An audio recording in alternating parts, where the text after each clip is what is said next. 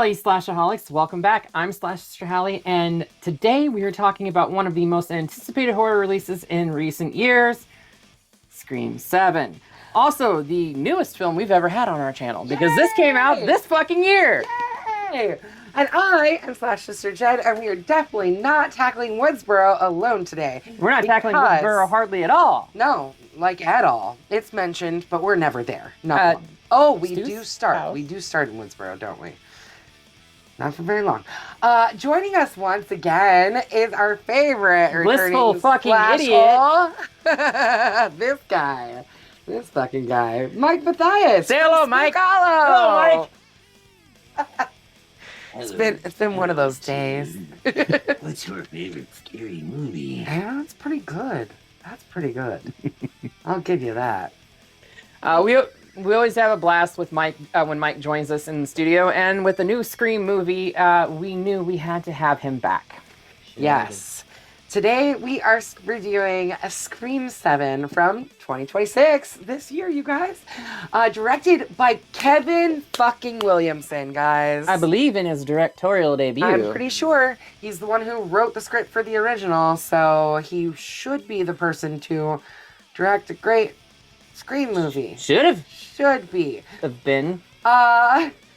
This film also stars in a returning role as Sidney Prescott. We finally get Nev Campbell back. Yeah, because they screwed her on 6. Uh-huh. I mean, technically, Billy screwed her on what? Never mind. Yeah. He sure did. Courtney Cox, Mason Gooding, Jasmine Savoy Brown, Isabel May, Joel McHale, Mark Consuelos. I mean, everybody. McKenna Grace, Sam Reckner. There's a lot of people in this film. We got all of our two main characters that are left. And of course, the one person that has tied every single one of these films together, Roger L. Jackson. Yeah. So it's more than 30 years after the original changed the slasher genre forever. Scream is still asking one important question. What's your favorite scary movie? My life, what's yours? Your life. By the way, it's really muddy outside your window. You might want to kind of do... We pressure washed the house this weekend. That would be why. I've done pressure washing before. This is almost as bad as Super Shark Smarks. Oh my gosh. I'm never going to stop hearing Super Sharks Marks. Anyways. Just when you thought it was safe to go back in the waters. And if history has taught... Yep. And if history has taught us anything, nobody is ever truly safe when a Ghostface picks up the telephone. Yeah. But before we start trying to survive another Ghostface killing spree, be sure you check out our Etsy shop at etsy.com/shop/sisters. We've got horror-inspired patches, stickers, paintings, and buttons, and all kinds of spooky goodies to accessorize your cups and your bags and your clothes and everything else. Your stickers are not available. Oh, stickers aren't available on our website right now. Guess you'll have to come and see us in person. Suckers. Yeah. And while you're here, don't forget, slash that subscribe button, stab the like button, ring-a-ling the grave bell, so you never miss a single review. Trust no one. Answer the phone at your own risk. And let's review Scream 7. It's a Scream, baby! Yeah, it's gonna be Scream! In Woodsboro, stab fanatic Scott and his girlfriend Madison visit Stu Macher's house because it's been turned into a dead baby. and breakfast. Yeah. Dead and... Yep. Sorry. Yeah, the puns just write themselves on Yeah, this they channel. do. They do. I wish somebody else would. Well, you're looking at the person that writes the scripts for this channel, so... Nice going. Anyway, they visit Stu Macher's house after hearing rumors that he might have survived having a television dropped on his head in '96. So yeah, this opening scene. Can we talk about it? Because I would be Scott. That would be me. I'd be like, oh my god, we could actually spend the night in the Scream house, you guys. Like, in the Scream house! Actually, and I would be the nerd. I know, you can. I would be the nerd running around like, oh my god, that's where this happened. Oh my god, that's where that happened. And oh my god, that's how the set was destroyed again. Oh my god, we can have nice things. These slappy hands, that's why. I'm not Italian, I promise. Even though I talk with my arms like this. No, so this opening scene scene, like one. Opening screen? Yes, opening screen. One, I am Scott. Two, my fiance is literally his girlfriend, like just playing so hard. Like, And you think my wife isn't? I know. We've all got one. It's funny how that happens. Right. There has to be one sociopath in every relationship. The other one has to be the straight person. Right. Well, Bob's Straight still lace. Straight lace. Never mind. Bob is still a big horror fan. It's just that he's not like not me a when it dork. comes He's not to a Scream, super especially fan. when it comes to Scream. Fair. Like, I am very much this guy. And you'd very much die the way he dies. Probably would. Yeah, with a knife stabbed through my temple and my eyeballs going sideways. That was kind of fun, even though it was CGI, but that was still fun. It was still fun. So yeah, like they both end up getting killed by the Ghostface killer. I love the fact that his girlfriend says something about the way that the girl from 5 goes. Like she was Amber or whatever. She gets burned up. Yeah. And she's like, man, I would hate to go out that way. And then she gets burned alive because he definitely just kills her and leaves her there to die in the fire. I mean, to be fair, she did fall on his stiffy. Yeah. Yeah, come on, let's talk about that. Okay, seriously, I don't care. I understand she's tiny, she's skinny, but if a motherfucker falls on a motherfucker, it's gonna motherfucking hurt. Yep. I wasn't saying it wasn't gonna hurt. Yeah, but he just. Yeah, he stood up like it was nothing. I didn't have a. But you know what? As our boy Randy likes to point out in, I'm pretty sure it was in 3, when he was talking about like in his Videotape that they watched after he died, and he says, you know, if you're watching this, that means that I died. He says something along the lines of, now that we're in threequel territory, anything can happen. These Ghostface killers can be superhuman. They can be whatever they want. You can't kill them. Okay. Fair. I guess. Anyway, Ghostface does dispatch of them rather quite quickly, and then sets Stu Macher's house ablaze. Yep. And you're not going to convince me otherwise that was not Stu in that fucking mask. Can I tell you guys a story? Once upon a time, before the newest inserts into the Scream movies, when Scream 2022 came out, Scream 5, as we like to call it, Hallie sat me down and told me her theory about Stu Macher. And let me tell you, I've been a Stu fan my whole life. I am one of those, what did he call himself, a Stu head? Yeah. Whatever. I love Stu, okay? Stu's my favorite part of number 1. Aside from Randy, he's fun too, but Stu he's hilarious. The fact that Matthew Lillard improvised so many of his lines, he's a great character. Now Hallie says to me, what if Stu didn't die? What if this whole time Stu has been alive, maybe in a mental hospital, not knowing who he is? Maybe. What if he even has a cult of people who are working for him, who have started following him, now believing that Stu is still alive? All of these things could have happened in this movie. And I thought it was happening. I really, genuinely thought it was happening, Hallie, while we were in the theater. Because it did. And then test audiences said, no, we don't like that. And Kevin Williamson listened to the test audiences, who were not the fucking fans, and removed it. And we'll get to that when we get there. But, yeah. Where's my royalty check? Yeah. So anyways, now we are in Pine Grove, Indiana, where Sidney Prescott has built a brand new life for herself. She is married to the police chief, Not Mark Kincaid. Not Mark Kincaid, Mark Evans. Also a police chief. I think what it was is Patrick Dempsey wanted was like, much. I don't want to do that. And Yeah, I think he wanted too much to come back, even though he did Thanksgiving. Was it? Thanksgiving. Oh, that one, that new one. The Eli Roth Thanksgiving. Yeah. He was actually the killer in that. And also a cop. Yeah. Yeah, but didn't want to come back for Scream 7. Whatever. I'm assuming that's what happened, and that's because they had already name dropped the fact that her husband's name was Mark. They were like, well, now we have to fucking cast another character named Mark to play her husband. Yeah, but didn't she in 5 have 2 kids? Yeah. And they did say the little ones were with their grandparents. Their grandparents. Mhm. That's right. Also, the opening sequence, the very opening sequence when Scott and Madison are driving up to the house, if you listen to the podcast or have the subtitles on, because I'm now watching shit with subtitles on. I always watch with subtitles. I can't hear without my subtitles. They state that eyewitnesses saw a man matching Stu Macher's description at a Windsor College party in 97. Actually happens because he has a cameo on Scream 2 in the back of a party. I love it. Yeah. I love it. Anyway, Love there's a lot of fun little nods in this movie. Sure. I will give it that. Anyway, so Sydney runs a coffee house. She is also raised, she has 2 kids, 2 younger ones beyond Tatum. The 2 younger ones are at their grandparents' house. And her teenage daughter, Tatum, who was named after Miss Tatum Riley, Sydney's best friend. You named me after a dead girl? We're all kind of after dead somebody. Mhm.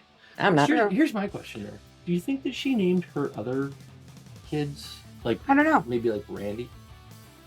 I don't know. Or what about Kenny?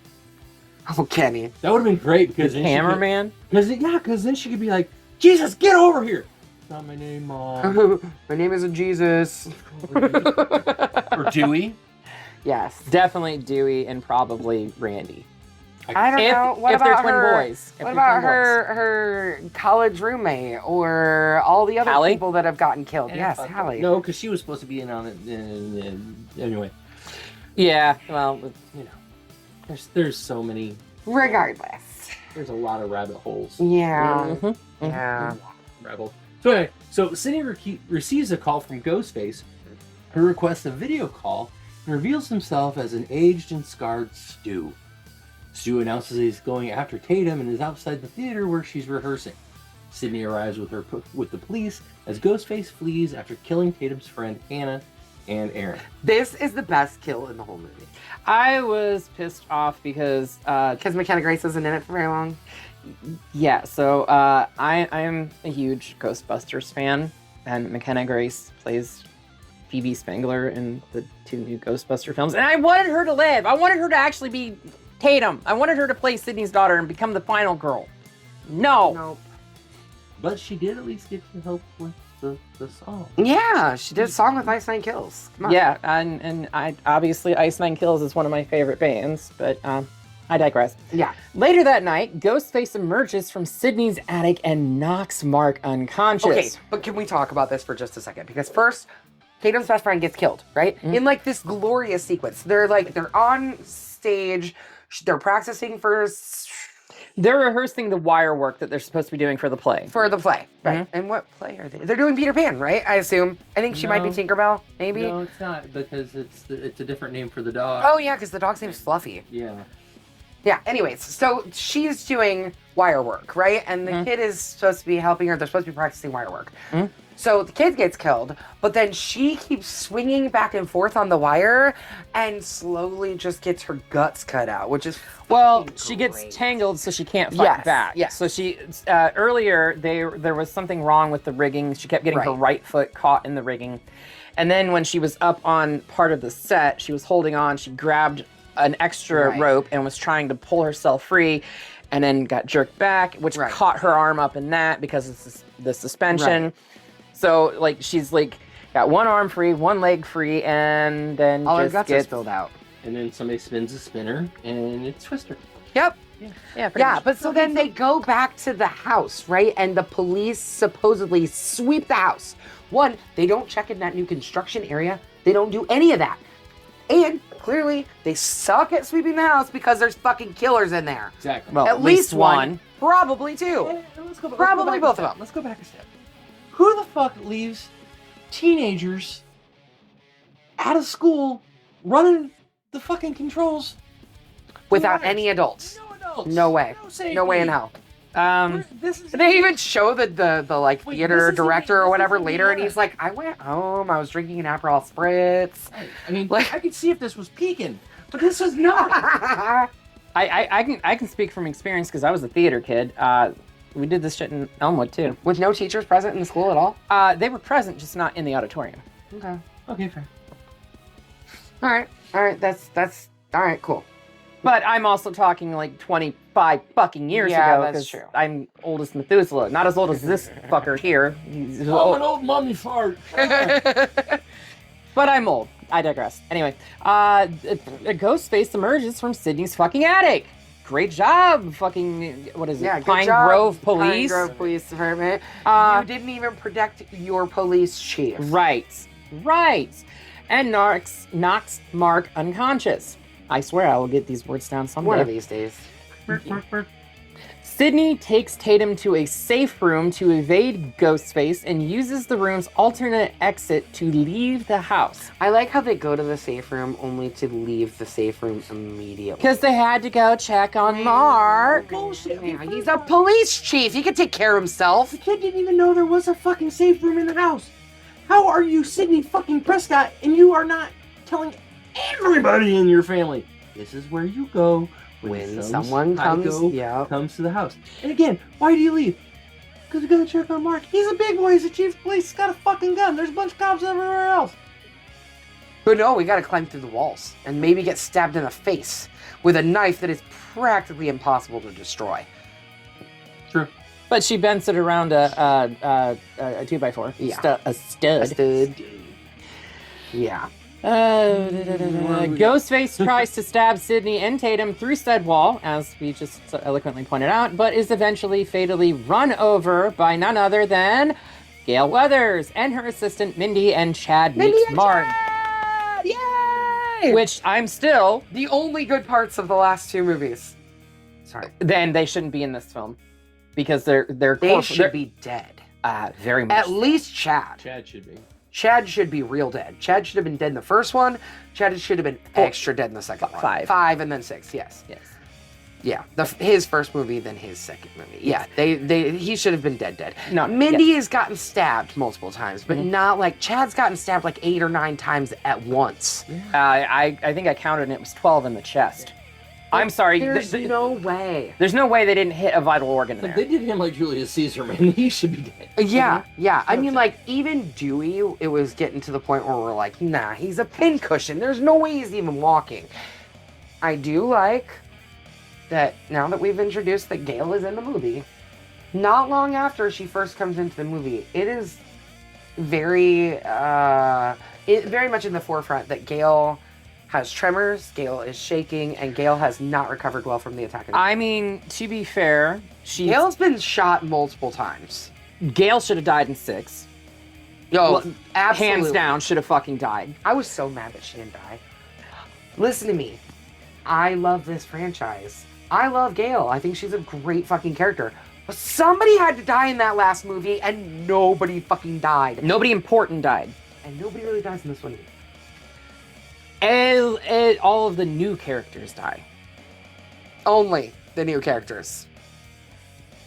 But no, so like Gail not only is dealing with the trauma of like what happened in New York, but she's also still dealing with the trauma of losing Dewey because let's face it, they were meant to be together. Yeah. So yeah. I've noticed that I can't even see him on screen now without getting teary-eyed, but every time Gail talks about it, it makes me cry. It makes my heart hurt really bad because they were meant to be together. It makes my heart hurt. Anyways, once unmasked, after being run over by by Gail and Chad and Mindy, Sydney doesn't recognize the killer. Yeah. It says that she recognizes the killer. She doesn't recognize the killer. Nobody knows who the fuck this person is. She recognizes him because she saw him in her coffee shop. Mhm. She does see him. She's like, I saw that man, but I have no idea who he is. Mhm. And nobody has any idea who he is. Apparently, he was a murderer who escaped from a nearby mental institution and had been in her coffee shop earlier. Sydney, then, I mean... Sydney takes some prompting from Gail to... Basically, Gail's like, we're doing this, right? And Sydney's like, no, I'm done doing this shit. And Gail's like, wrong answer. Mm-hmm. Essentially. And Sydney does agree to go. God, I've Stupidly, got problems with but... this movie. I've got serious problems with this movie. They visit the institution where they meet Supervisor Marco. Marco is played by, god damn it, my brain. Ethan Embry. Ethan Embry. Or Ethan Randall, because that's what he was known as a child actor. Really? Yeah. I guess I didn't realize that. Mm-hmm. Anyways, Ethan Embry's hairline's getting a little wacky there. It's not good. I personally think that they kind of like shaved it back a little bit. I don't know. I think Ethan Embry maybe is just actually balding. Did you see him when he was on Walking Dead? Walking Dead? He was balding then. Yeah, but not that bad. It's been 10 years. Like, sorry, but a lot of hair falls out in 10 years. I know. I lose a lot of hair on a daily basis. But anyways, they find out from Marco that Carl, who was in that facility, had just been released at the same time as someone named John Doe, who Mark recognizes as Stu. They show a picture of Stu, and he's like, oh yeah, that's John. And they're As like, in what? Doe. As in John Doe. Apparently he was a grifter who showed up with... Drifter, not grifter. Huge difference. Maybe. No, Drifter goes from place to Yes. place. Drifter is Orange and runs our country. But, yes. Well, that's true too. But apparently he had no memory whatsoever of the things that happened in Woodsboro. I have a huge fucking problem with this in thing. the room next to Carl. Yes, I do too. Go for A it. huge fucking problem with this goddamn scene. Mm-hmm. Okay. Marco states that John was institutionalized because he killed a 12-year-old girl sometime prior, or a high school girl or whatever. And they let him out? And they found him unfit to stand trial. I'm going to say that one more time for the people in the back. Unfit to stand trial. So you were remanded to an institution for the foreseeable future. Until you are fit to stand trial, which is likely never. To which he was released 2 weeks ago? I mean, I'm sorry, Gail, you are an investigative journalist. You have to know that answer's bullshit. Mm-hmm. Budget cuts, man. I mean that is kind of what happened here in Peoria with Zellers. You know? This is very true. So they figure this out. So Gail and Sydney have this whole heart-to-heart, and Sydney agrees to be interviewed by Gail on live TV to lure Stu out and hopefully get him to call while they're live on air, so they can try and track him down. Yeah. Tatum meets her boyfriend Ben, her friends Chloe and Lucas, and the Meeks twins at a tavern. Unbeknownst to them, Mark is ambushed and repeatedly stabbed by Ghostface at home. I'm sorry, Mark should have fucking died. Oh yeah. Yeah. Absolutely. If not from the stab wounds to his fucking chest, by the time that they get there in the third act, he would have bled out. Yep.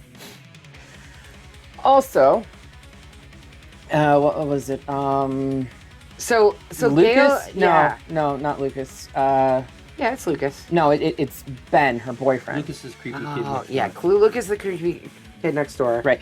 Ben, her boyfriend. Ben, her boyfriend, was tasked with determining whether these Stu calls could potentially be AI. And this is the AI aspect introduced. To which he says, if this is AI, it's extremely done well. The pixelation matches up, the shadows match up. I am convinced, and I'm sure that this was probably what was originally meant to happen with this.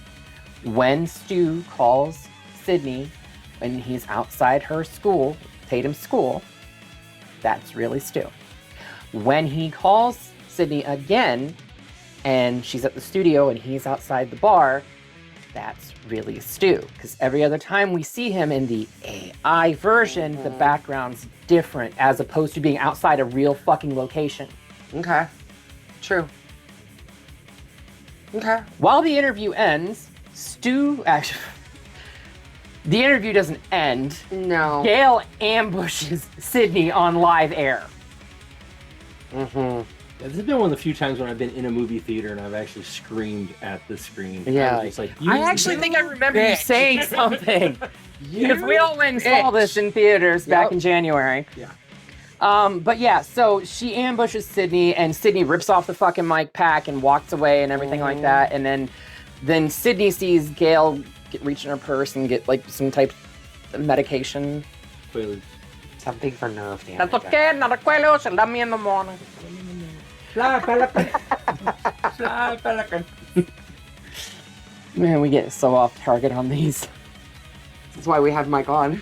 But anyway, so as she steps away, Stu does call Sydney and warns her that he's outside the tavern. And he actually shows the sign that he's outside the fucking tavern.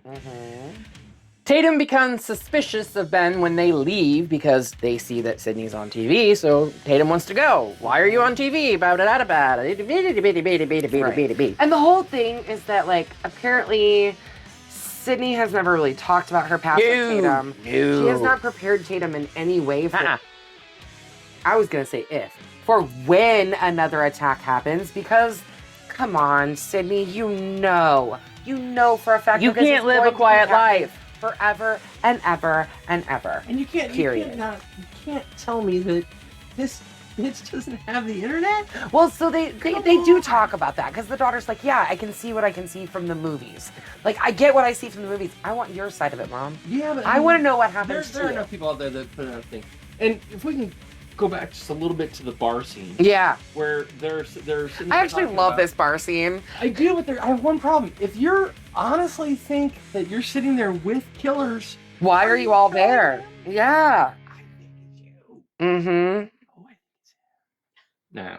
Yeah, well, Mindy's really good at that. And Chad even says, I thought we were going to do this anymore, Mindy. Yeah, This your whole long predictions have always exposition, been they've always wrong. been wrong. And she's like, I'm not, but I am. But I'm not, but what if? So, like, So, I love the bar scene. I think it's funny. I think it's great. It still harkens back to the whole, like, Mindy not being able to get the killer right. Like, I love the kind of, like, inside dig. It kind of it also harkens harkens back to like the final act in most of the Scream films. There's a giant party going on or something like that, Right. where everybody gets all together. the kids are together and they can get picked off. Yeah. And it kind of go, it's kind of an homage to their Uncle Randy. And, Yeah, for sure. But I don't know if we got to this point yet or not, but that bar scene has got probably one of my favorite kills of this. Not only this entire franchise, but just We haven't gotten to it yet, but we're getting there. We're real close. We're real close. but anyway, Tatum be Tatum Tatum. Tatum be Tatum. Tainton. Well, you know somebody called her that. Hey, Tainton. Tatum. Tatum becomes suspicious of Ben when she finds his laptop in his car running a test to deepfake his face into Stu. She knocks him out with the said laptop Yeah. and runs away. Yep. At this point, the Meeks twins realize that they're sitting in the bar by themselves. Something's not right. We hear some weird sounds going on in the kitchen. They both say, I don't want to get stabbed again, but subsequently end up getting stabbed again. Also, they go to the fucking front door, and I'm sorry, most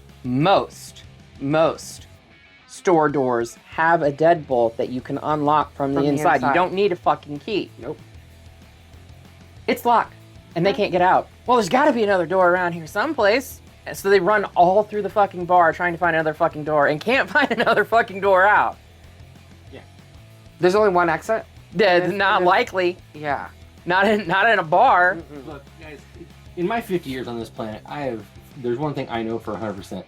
There's always a back door. Yeah. Bam, bam. Yeah, so anyways, they end up running into the kitchen. They both Chad gets stabbed in the shoulder, Mindy gets cut on the stomach.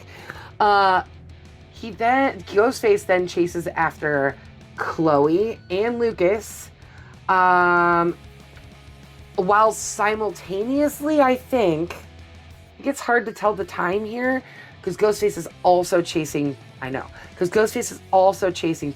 Mm-hmm.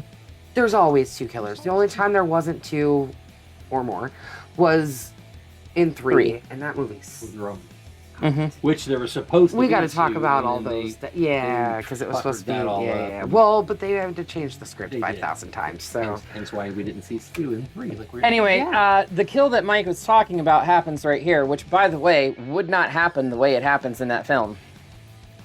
that's the hill you're gonna die on your suspension, willing suspension of disbelief. No, there are multiple hills I'm willing to die on in this. There are multiples. But that was still one of the coolest fucking kills. I'm not going to argue it wasn't cool. So anyway, Lucas gets picked up and impaled upon a tapper. Oh, I'm impaled.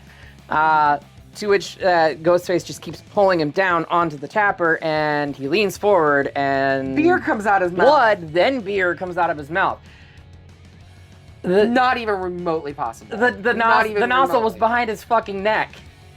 Went through. Oh. And then as he pulled his hands away, he pulled the tap. Sure. Next on Mythbusters. Seriously. Yeah. So he kills Chloe and Lucas. Chases Tatum. Kills Ben. Outside of the coffee house, and then Tatum flees and gets into her mom's coffee house. And at this point, like, she uses the security code. For whatever reason, Sydney is now running from the news station to her coffee house. Because Gail took her to the station, and she left Gail inside and didn't have the keys to the car, so because it's the same fucking town, she just bolted. Yeah, but I mean, does nobody fucking driving this? Thank you! Oh, it's Like, why are we running through this? It's like another episode of Lord of the Rings. Everybody's walking. Bunch of walking, even the trees. Yeah. Walk. We're walking. Walk. Waka. You guys haven't seen that yet. I'll show you after this. Okay. So, No, you go ahead. I don't know. We're in the coffee house. Yep. So Yeah. So following Sydney's call and instruction, Tatum retrieves a gun from her office and shoots Ghostface from behind a wall, but finds a second Ghostface at the front door. Yeah, so she shoots him, but only shoots him in the chest. yeah. And I will say, Sydney finally is just like straight up telling people that this is something that Tatum should have known and should have been trained for. She should know how to use that gun. There should never be a gun that is around those people, like especially someone that is of age to be attacked by a Ghostface killer. Sydney should know better. I mean, Gail straight up points out that Tatum is the same fucking age as Sydney was in the first one. At least Sydney does tell her, center mass, don't stop. Turn off the safety. Turn off the safety. Turn off the safety. You see that little red button now? Okay. Aim for the center mass. Yeah. So she does give her the right instructions, but these are things that Sydney fucking Prescott's daughter Already should know. should have known. Only if Sydney's being honest, which she's not. Which doesn't make any sense because it's clear that she can't hide from who she is. Yeah, but does she really want to dump that much generational trauma on her child? Yes. There's only so much she can do. What's she supposed to do? Like, tell her daughter, like, sorry, don't believe any of that. None of it happened. No. But, you still There's like a certain amount of preparation that should have happened. all things considered, I still think people are genuinely good. Yeah, agree. Yeah, look what happened to that chick. Yeah. Moving on. Stu calls Sydney and reveals Tatum is now being held captive at her home. Sydney finds a televised message from Stu, who then proceeds to change his appearance into previous Ghostface killers. Ergo, Nancy Loomis, Roman Bridger, and even Gail's late ex-husband, Dewey Riley. Okay, can I just talk about this for a second? Because He looked like shit in that video. Dewey looked like shit. Roman and Nancy are clearly like Aged now up. age. Mhm. Like, if we're gonna do some AI shit, at least make them look like they did when they died. 25 years ago. Yes. It makes no sense. It's like I died 25 years ago and I looked a lot different. Yeah. That explains the funk I'm Can you smelling see emanating from me? your body. There you go. And this station has now just become fart jokes. A whole bunch of dick and fart jokes. Sounds about right. Yeah. So like, I hate that. Yeah, they use if the they're current going version if they're of going to that. go with this AI thread, They used should have an AI aged- version of them. Exactly. No. At the age that they were. No, Yeah. This makes No. no sense. Well, Because how the fuck do they even know what they're gonna look like They 30 died years later? 25 years ago. Exactly. But they also did really, back then, 98, 99, they didn't really have, really good, clear images of them too. So I mean, you're kind of. Roman Bridger was a fucking director. They had clear images of him. Yeah, but I mean, Maybe they were- not of Nancy. They were of 90s stuff. But yeah, Nancy Loomis, no, because I mean, that was She changed her appearance. that was post Slim Fast. Mhm. I Yeah. mean, Post Slim Fast, post plastic surgery. Yeah. It's 50 pounds less and a whole lot of work. Right. I believe that's exactly what Sid said. Yeah. Anyway, so yeah, they tell Sydney he is returning to how the original Woodsboro killing started. A person Loved being one tied up on the porch. forced to watch a captive beloved at home. Yeah. Doesn't make any sense, but okay. Yeah, so I just Sydney finds Tatum tied to a chair in the backyard, very similar to Steve in the first one. Mm-hmm. While Ghostface holds her at knife point. Ghostface then takes off his mask and reveals himself to be Marco? Okay. Polo? Hello. The orderly from the mental hospital, who explains that he used his previous experience in information technology to create Stu. Yeah, he used to be a IT guy or some shit to that effect. That's only because when he tried to recreate Rex Manning, it didn't work. It's Rex Manning Day. We must Nobody can be- not on Rex Manning Day. So he then drags in a wounded Mark as the second Ghostface unmasks to reveal Sydney's neighbor. No. He calls Stu to come in. Yeah.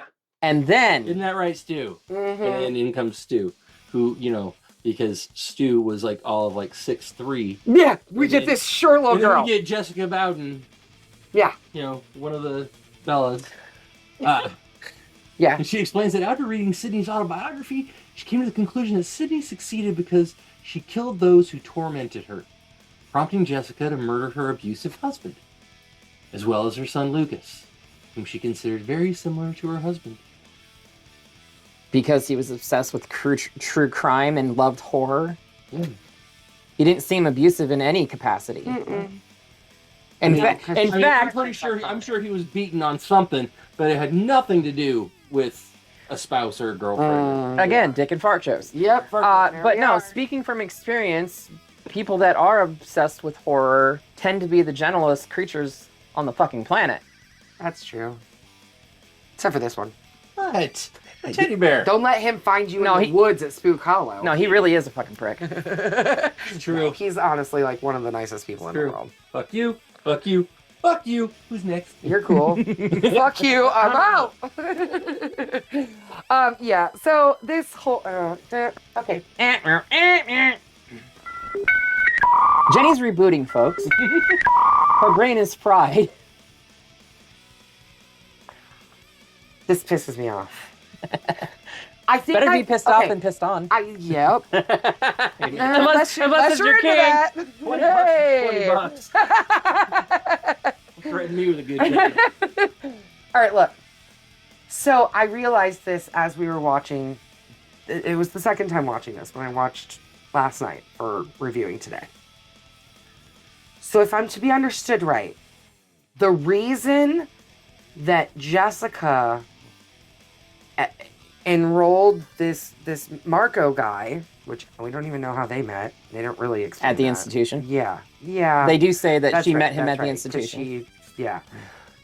So she convinces him to Mhm. kill for her, Mhm. all because Sydney didn't come to New York. Period. That is the end of the story. That is the only real reason. Sydney didn't come to New York. We missed you too much, so now we're gonna try and kill you. This is the worst motivation for a killer in the entire franchise. It's fucking dumb. As Amy and I were discussing last night when we watched this, these are about the only killers that do not have any emotional ties None. to any of these characters whatsoever through the entire fucking franchise. Nope. Now, if they would have left the Stu arc in there, there would have been an emotional fucking tie. It would have been an insane ending. Really would have. But it wouldn't. When Sydney disappeared from public life and was not present during the New York City killings, Jessica was disappointed and spent time at the mental institution where she met Marco. We just talked about this. She went mentally crazy, all because Sydney didn't come to New York. After discovering where Sydney had moved to, and like we said, convinced Marco. Obviously, there didn't take much convincing for Carl Gibbs because he was already a convicted murderer. So, like, just, okay, here you go. Put on this outfit and go torment some people. Yeah. Jessica also explains that she will turn Tatum into the new Sydney by repeating the traumatic events that created Sydney and turned her into the final girl scream queen that she is today. At this point, or at some point, Mark is dragged out from the garage. Still alive. Oh, he's still alive. Somehow still alive. And somehow still has a pocket knife on him. Right. Pulls he a then- knife from his pocket and cuts Cuts Tatum's... Tatum's legs free while he's laying there mostly dead. And then, like, I don't know, what does he say? Like, now or something. I don't know. She jumps up, hits Jessica and at least knocks her out. Sydney starts shooting and shoots Marco straight in the head. Because for one thing, for Sydney, she actually knows to go for the headshot. That's the one consistent thing about Sydney. Go for the head, go for the head. Because 9 times out of 10, the Ghostface are wearing some type of Kevlar. And see, what she told Tatum back in the coffee house, too, was go for center mass. Once you've gotten him down, shoot him in the head. Right. And she didn't. She didn't. Yep. But, let's think about this for a second. Do you ever think that maybe part of this whole thing about her not going to New York and everything else is maybe a little bit of social commentary about the fact that they didn't have Sydney in the last one? This is how all of the true fans really feel. But it wasn't just that. They mention it multiple times. Like, Gail says something to her about not coming. She apologizes to Gail, even after all of this. I'm so sorry that I didn't come to New York, that I wasn't there, and you got attacked, and I wasn't there. To be fair, this was not the Scream 7 that was meant to be fucking filmed. Well, yeah, because they were still supposed to be following the whole Core 4. Carpenter's sisters. Yeah, the Core 4. But Core 4. But Melissa Barrera got fired. Jenna quit, and Radio Silence left the fucking project. So instead of just letting it go, Williamson and because 6 had a fucking perfect ending, in my opinion. No, we have to make a 7th one, bring in Kevin Williamson, rehire fucking Nev Campbell, and we get this shit. And maybe it was a way of them saying, like, oh, we're so sorry that we took Nev out and didn't give her the money that we were supposed to give her for the last one. But what part would she have even had in the last one? She didn't even really need to be in the 5th one. No. But they keep bringing her back because they're gonna keep this woman making Scream movies and getting chased by Ghostface till she's 95 fucking years old. Jamie Lee Curtis. Yeah. Or Hugh Jackman as Deadpool. Yeah. Wait, Hugh Jackman? What? Wolverine. In Deadpool and Wolverine. That. But they're never going to let this woman die. No. So. And really, if we're being truly honest, Sydney's hardly even gotten hurt. She's gotten a few like cuts and bruises and stuff, but she's never got compared to Gail, compared to Dewey, compared to the Meeks twins, who have they're literal pincushions. They should have been dead. Chad should be dead. I love Chad. I think he's great. I think he's funny. I love seeing Chad and Mindy together doing their little thing at the end of the movie. I think it's fucking great. But Chad should be dead. Sorry. I agree. I concur. So after Sydney shoots Marco, Jessica flees and Sydney chases her before they fight, only stopping once Tatum shoots Jessica. And then when Jessica attacks again, both Sydney and Tatum repeatedly shoot her in the head. They fucking blast her. They unload on her and her face falls off. Her face off. Literally. That's a totally different movie. It is. Yes. We'll get to In the aftermath, Mark is taken to the hospital, and Sydney does not ride with him. Let me tell you what, I fucking got so pissed off that he didn't give us the Dewey thumbs up. Come on. At that point, he probably was barely able to get his head up. He looked up, he lifted his head up to look at Sydney. And they could have had his arm strapped down. Just that. Anyway. Or he could have got at least thumbs said, up from Dewey. I want some soup. I loved the soup. Oh, damn it. And Sydney thanks Gail for having her back and tells Tatum about her namesake. With Gail's blessing, Mindy provides an impromptu news report that she keeps butchering. Yeah, well, she kept trying to steal it from Gail through the night, and Gail's like, no fucking Right. way. So now she's doing it, and yeah. And then she finally gets it right, and Chad's like, oh shit, I wasn't recording. Mind you, that is playing over the credits. That's me and Hallie sometimes, like especially in the very beginning. Didn't we like record like half of an episode without actually recording? Yep. Camera wasn't rolling. Mm-hmm. We're awesome. The joys of trying to launch something. Yeah. And yeah, that's kind of where we end with Chad and Mindy over the credits. Here's my thoughts on this. I love this movie and I want to love it more. There's so many things that this could have been, and So, they fucked it up. The killers sucked, the motivation sucks. there Period. was supposed to be something to tie all of the stew thread together at the very end of this.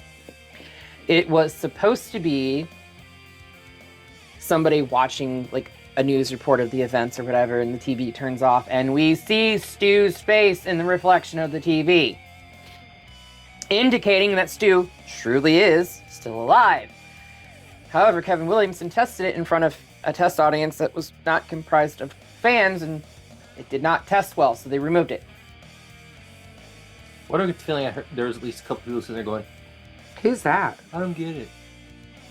Why is Shaggy in this? Why is his face all fucked up like that? It's weird. What's with the scars? I don't know how I got these scars. Yeah, okay, so I gotta say, it is a bloody machete up for me. Because I still did enjoy it. I enjoyed, the kills are fun. There's a couple of really great kills in this movie, like franchise-topping kills in this movie.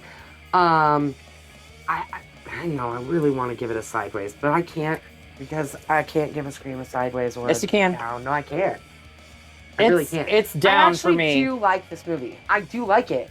I just feel like the killers, it should have been Stu. You set up the whole premise. Everything was there. Deliver it. Yeah. Why did we get these two random killers who make no sense whatsoever? Now, if Stu had been pulling their strings, it makes perfect sense. Cult of Stu. Like, can we get a side plot, Cult of Stu, please? Because I think, like, that could be really cool. I think that with as many Stab fans as there is, they could definitely, I mean, come on, Kevin Williamson, write the correct movie, please. You almost got there. Almost. You were 75% there, and then you just fucked up at the goalpost. So yeah, it's a bloody machete up from me. It's a bloody machete down from you. Mike, thoughts? Yeah, I have been giving this a lot of thought from watching it again last night. Mm-hmm. I actually watched a little bit different parts this today. And I agree 100% with what both you guys say. But at the end of the day, the great thing about the Scream franchise is that it is a R-rated Scooby-Doo episode. Yeah. It is the willing suspension of disbelief is so there that nothing's off the table. Yeah. And I am 100% in your camp. I think this would have been so much cooler, so much better with Stu actually being in it. And I had my own theories about what was going to happen, who was going to be what, where, how. But yeah, man, end of the day, it's still fun. It's still fun. I can still sit and yell at the screen. Yeah. Call Gail Weather a fucking You fucking bitch. That's how she did my girl said. Bam! Bitch went down. So yeah, it's a bloody machete up. Yeah. All right, 2 bloody machetes up and a bloody machete down from Hallie. Let's get it out of here. I actually think I might know what's next. But only because I thought we were supposed to watch it for this week, and I almost watched it already. That happens to me a lot. I was correct. It's the Predator. The Predator. Yes. The Predator. Very fucking Predator. Yeah, the 2018, I believe, Which is tried to reboot, failed miserably, but this is still one of my favorites in the franchise. I was gonna say, like, we're still not even close to the end of this franchise yet. We still got a couple more to go. Four more? Yeah. Yeah. So, join us back next week where we dig more into the Predator and the Yachas and what the hell they're doing trying to attack whatever planet they're on this time. Earth this time, okay. But yeah, so make sure you watch that. Come back next week. We're going to be breaking it down. Until then, make sure you slash the subscribe button. Stab that like button. And ring the great bell so you don't get buried alive. You stay up to date on all the stuff we're doing right here on this channel. And until next time, we will see you all in the afterlife.